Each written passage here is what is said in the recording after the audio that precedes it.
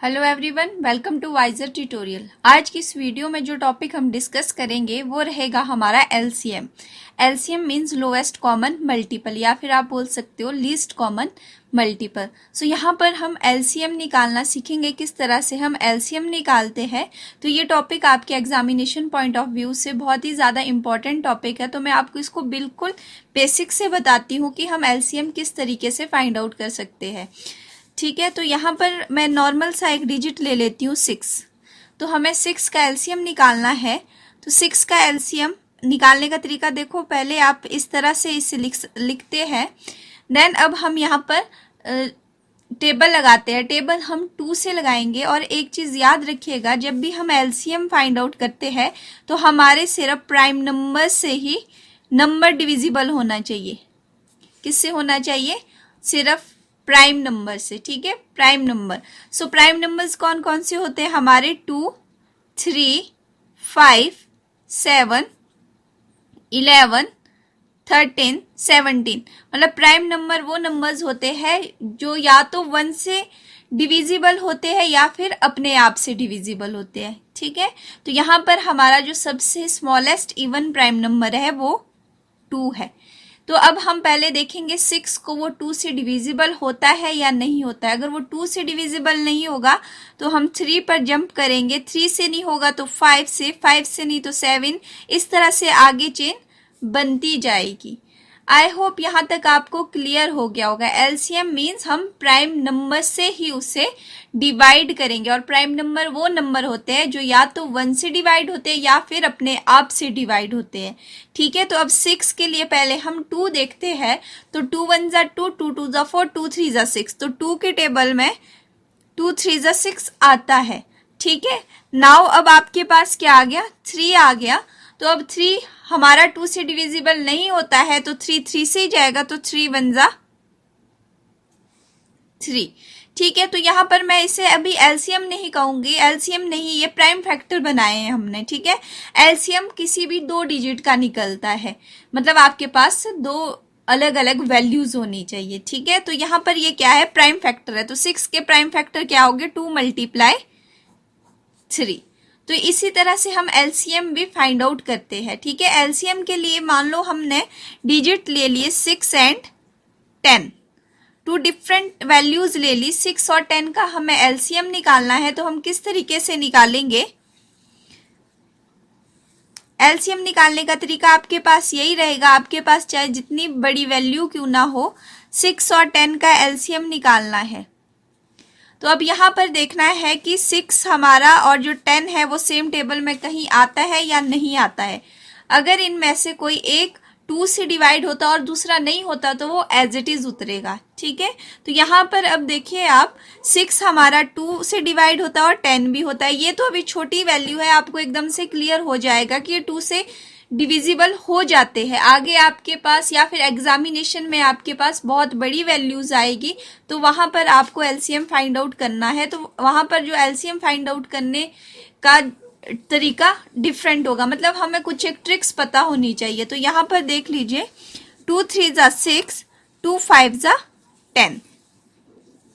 अब 3 और 5 अपने आप से ही डिवाइड होते हैं। तो पहले हम 5 को नहीं करेंगे बल्कि किसको करेंगे?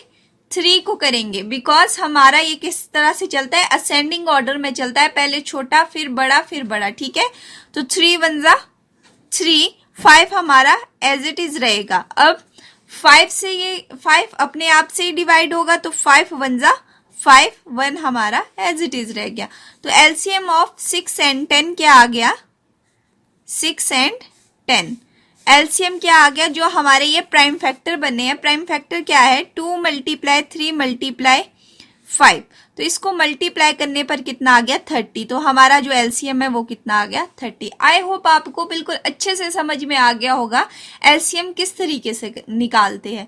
ठीक है, तो अब आपको एक चीज यहाँ पर बता दूं, अगर आपको कोई भी नंबर दिया है, अगर आपको ये चेकआउट करना है वो 2 से डिवाइड होगा या नहीं होगा, तो जो उसका ट्रिक होगा, तो आपने याद रखना जिसके यूनिट प्लेस पर, यूनिट प्लेस यानी कि आपका इकाई अंक। ठीक है, इकाई अंक मान लो जैसे आपका 10 हो गया तो इकाई अंक कितना है? 0। ठीक है, तो हम किसकी बात करें, इकाई अंक की, यानी कि यूनिट प्लेस पर। जिसके यूनिट प्लेस पर 0, 2, 4, 6, 8 आएगा वो पहले 2 से डिवाइड होगा ही होगा। ठीक है, तो ये हमारा 2 से आप कौन से नंबर डिवाइड होंगे जिसके यूनिट प्लेस पर 0, 2, 4, 6 और 8 आएंगे। ठीक है, उसी तरह से 3 के लिए भी रूल है, 5 के लिए भी रूल है, 7 के लिए भी, बस आप 2 का ही याद रखिएगा। ठीक है, तो इतने रूल हमें याद नहीं रखने हैं, आपको क्लियर हो जाएगा। अगर 2 से नहीं जाएगा तो आपको 3 पर जंप करना है, 3 के बाद आपको 5, देन 7, मतलब जितने भी आपके प्राइम नंबर्स होते हैं। ठीक है, तो आपके पास एग्जाम में इतना मतलब सिंपल क्वेश्चन नहीं आएगा कि आपको डायरेक्ट वो एलसीएम के लिए पूछ ले। ठीक है, कहीं भी आपको ये यूज हो सकता है सिंप्लीफिकेशन वाले कॉन्सेप्ट में आपको एलसीएम निकालना हो। एलसीएम आपको वहां पर कुछ इस तरीके से भी दिया हो सकता है, मान लो 5/10 प्लस 2/ कुछ भी ले लो नंबर 12। आपको ये दोनों प्लस करने, आप किस तरह से प्लस करोगे, करना तो आपको, निकालना तो एलसीएम ही पड़ेगा।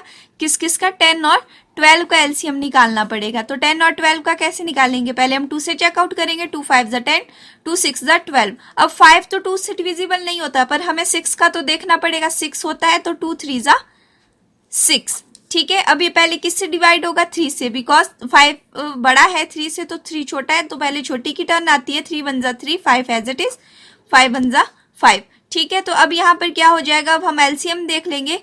5 3 ज़ा 15, 15 2 ज़ा 30, 30 2 ज़ा 60। तो इसका जो एलसीएम है वो कितना आ गया, 60 आ गया। ठीक है, तो इसके बाद जो प्लस हो रहा है वो उस तरह से कर लीजिएगा। ठीक है, चलो यहाँ पर मैं इसको पूरा बता देती हूँ आपको किस तरीके से होगा। एलसीएम निकालने के बाद हमारा सेकंड स्टेप होता है, इसका डिनोमिनेटर और ये दोनों एलसीएम आपस में डिवाइड हो जाते हैं। अब देखो, जब आप 60 को 10 से डिवाइड करोगे तो 6 आएगा, ऑब्वियस सी बात है। ठीक है, क्या हो जाता है, डिवाइड, और डिवाइड करके क्या आ गया, 6। वो 6 किससे मल्टीप्लाई होता है, जिसके डिनोमिनेटर से आपने डिवाइड किया हो उसी के न्यूमिनेटर के साथ वो क्या होता है, मल्टीप्लाई होता है। याद रखिएगा, जिसके डिनोमिनेटर के साथ डिवाइड किया हो उसके न्यूमिनेटर के साथ वो मल्टीप्लाई होता है। इसे न्यूमिनेटर कहते हैं, जिसे आप हिंदी में अंश कहते हैं, और इसे डिनोमिनेटर कहते हैं, जिसे आप हिंदी में हर कहते हैं। ठीक है, तो 6 आ गया, इन्हें डिवाइड करके, डिवाइड करने का वही तरीका, 60 को 10 से करो, या फिर आप 60/10 भी कर सकते हो, 6 रह गया आपके पास। ठीक है, तो ये क्या हो जाएगा, 5 6 ज़ा 30। तो मैं यहाँ पर अब क्लियरली लिख सकती हूँ 30। आई होप आपको बिल्कुल अच्छे से समझ में आ गया होगा यहाँ पर 30 किस तरह से आया। देन अब आपका क्या हो जाएगा, 60 को हम 12 से करेंगे। ठीक है, तो आपको पता है 12 5 ज़ा 60 होते, तो 5 2 ज़ा कितने हो गए, 10 हो गए। ठीक है, अगर आपके पास इसी तरह से कुछ आगे मान लो ऐड किया हो, 3/8 प्लस 7/5, तो इसी तरह से आपका एलसीएम निकलेगा। ठीक है, तो उस केस में क्या होगा, 10 12 8 और 5 का एलसीएम निकालना पड़ेगा। जो आपका टोटल एलसीएम होगा वो इस तरह से हो जाएगा, अपॉन के नीचे आएगा, और उसके बाद आपको क्या करना है, 1 बाय 1 करके उन्हें डिवाइड करते जाना है। जिससे डिवाइड होगा उसी के न्यूमिनेटर के साथ मल्टीप्लाई होगा। ठीक है, आई होप आपको इस समझ में आ गया होगा। बहुत कॉमन सी चीज है, आई होप किसी को आती भी होगी और किसी को नहीं भी आती होगी, इसीलिए मैंने बता दिया है, क्योंकि मैक्सिमम केस में ये जो इस टाइप के एलसीएम होते हैं ये बच्चे कर नहीं पाते हैं। ठीक है, तो यहाँ पर क्या हो जाएगा, 30 + 10 इज 40/60। तो यहाँ पर भी आप इसे कैंसल आउट कर सकते हो, तो ये कितना आ गया, 2/3 आपका आंसर आ गया। ठीक है, मतलब आपके पास छोटी छोटी बातें हैं पर बहुत ज्यादा इंपॉर्टेंट बातें हैं। ठीक है, हमें हर चीज का पता होना बहुत जरूरी होता है। अब देखो आपको एग्जाम में किस तरीके का क्वेश्चन आता है। तो एग्जाम में आपको मैक्सिमम टाइम इस टाइप के क्वेश्चन पूछे गए हैं प्रीवियस ईयर्स में भी। तो आपका जो यहाँ पर क्वेश्चन है वो कहता है, फाइंड द एलसीएम ऑफ 6/7, 5/14, 10/21। अब आपके पास जो नंबर्स है वो किस में दे दिए, आपको फ्रैक्शन में दे दिए है। आपके पास जब भी इस तरह का क्वेश्चन आएगा तो आपकी जो सिचुएशन रहेगी उसमें आपको क्या करना है, देखो अब आपको एक चीज पता होनी जरूरी है। जैसे 6/7 है, मान लो आपके पास, सपोज करो, इसे न्यूमिनेटर कहते हैं और इसे डिनोमिनेटर कहते हैं, ये आपको पता होना चाहिए। ठीक है, तो यहाँ पर क्या हो जाएगा, इसका एक फॉर्मूला होता है, सिंपल सा फॉर्मूला है ये, LCM of numerator and HCF of denominator. ठीक है, अब यहाँ पर एक टर्म आई HCF, इसे भी हम अभी पढ़ेंगे कि HCF हम किस तरीके से फाइंड आउट करते हैं। पहले अभी हमें LCM का पता है, तो LCM ऑफ न्यूमरेटर का मतलब है आपको 6, 5 और 10 का क्या निकालना है, 6, 5 और 10 का आपको LCM निकालना है। तो अब LCM का तरीका आपका वही रहेगा 6, 5 एंड 10। तो हम इसे पहले किससे डिवाइड करेंगे, 2 से करेंगे। 2 3 जा 6, 5 एज इट इज रहेगा बिकॉज 2 से डिविजिबल नहीं होता है, 2 5 जा 10। ठीक है, नेक्स्ट पहले ये किससे जाएगा, 3 से, 3 1 जा 3, 5 और 5 एज इट इज रहेंगे।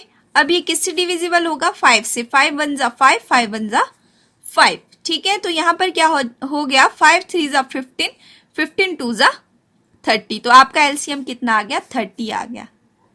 ठीक है, अब बात आती है यहाँ पर HCF की। तो देख लीजिएगा HCF यहीं पर अपना क्लियर कर लीजिएगा कि हम HCF किस तरह से फाइंड आउट करते हैं। ठीक है, तो यहाँ पर देखो आपके पास 3 टर्म है, 7, 14 और 21, डिफरेंट नंबर्स है। तो HCF आपके पास किस तरीके से होगा, HCF जब भी हम निकालेंगे हर वैल्यू का आप अलग अलग ही निकालेगा। आपके पास 2 मेथड होते हैं HCF निकालने के। दूसरा मेथड होता है वो डिवीजन मेथड होता है, हम उसे भी आगे डिस्कस करेंगे। ठीक है, तो अभी आप पहले सिंपल सा मेथड देख लीजिएगा, हमें किसका HCF निकालना है, 7, 14 और 21 का। तो आपके पास सेम सिचुएशन वही रहेगी, आपको प्राइम फैक्टर बनाने हैं। तो 7 अब किससे डिविजिबल होगा, 7 7 से ही होगा, 7 1 जा 7। 14 किससे होगा, 7 2 7 जा 14, 7 1 जा 7। 21 किससे होगा, 2 से डिविजिबल नहीं होता है, हमें 3 पर जंप करना पड़ेगा, 3 7 जा 21, 7 1 जा 7। ठीक है, अब यहाँ पर मैं एक चीज लिख रही हूं, आपको ये लिखनी नहीं है, समझिएगा सिर्फ। यहाँ पर 7 के फैक्टर क्या है, 7 और 1 है। ठीक है, और 14 के फैक्टर कितने हैं, 2 7 और 1, 2 7 और 1। 21 के फैक्टर क्या है, 3 7 और 1। ठीक है, तो HCF का मतलब होता है हाईएस्ट कॉमन फैक्टर। ठीक है, HCF का मतलब होता है हाईएस्ट कॉमन फैक्टर। तो देख लीजिए HCF means highest common factor. ठीक है, तो HCF के केस में हम क्या करते हैं, हम हर एक वैल्यू का अलग अलग से प्राइम फैक्टर निकालते हैं। प्राइम फैक्टर निकाल दिया, अब हमने इसको इस तरीके से लिख लिया। अब जब HCF निकालना होता है तो एक बात याद रखिएगा, अगर आपके पास 3 टर्म है, जैसे 7, 14 और 21 3 टर्म है, तो तीनों टर्म में आपके पास जो नंबर है वो कॉमन आना चाहिए। कॉमन यानी कि वो सेम आना चाहिए। ठीक है, तो इन तीनों में सेम क्या आ रहा है, इन तीनों में सेम आ रहा है 7। आई होप आपको समझ में आ गया होगा मैं क्या बोल रही हूं। ठीक है, तो अगर 7 और 1 1 को तो 1 1 जा 1 1 तो रहने ही दीजिए। ठीक है, तो HCF कितना आ गया आपके पास, 7, 14 और 21 का ये आ गया ओनली 7। ठीक है, तो HCF का मतलब क्या होगा, जितनी भी आपके पास वैल्यूज होगी तो उसमें क्या आना चाहिए, आपके पास कॉमन वैल्यू आनी चाहिए, सेम आनी चाहिए। ये नहीं, जैसे यहाँ पर सपोज करो ऐसा नहीं हो सकता 7 7 यहाँ पर होगा, अगर यहाँ 7 नहीं हुआ, सपोज करो अगर 21 में 7 नहीं होता तो आपके पास HCF 7 नहीं होता। ठीक है, मतलब तीनों में आपके पास 7 कॉमन होना जरूरी है, तो आपका उस केस में HCF 1 होता, बिकॉज आपके पास कुछ भी टर्म कॉमन नहीं आ रही थी। जहां आपके पास कुछ भी टर्म कॉमन नहीं आएगी वहां आपका HCF 1 रहेगा। ठीक है, तो हम HCF फाइंड आउट करना सीख गए, तो HCF कितना आ गया, 7 आ गया। तो यहां पर हम क्या लिख लेंगे, HCF ऑफ डिनोमिनेटर इज 7। तो आपका आंसर कितना आ गया, 30/7।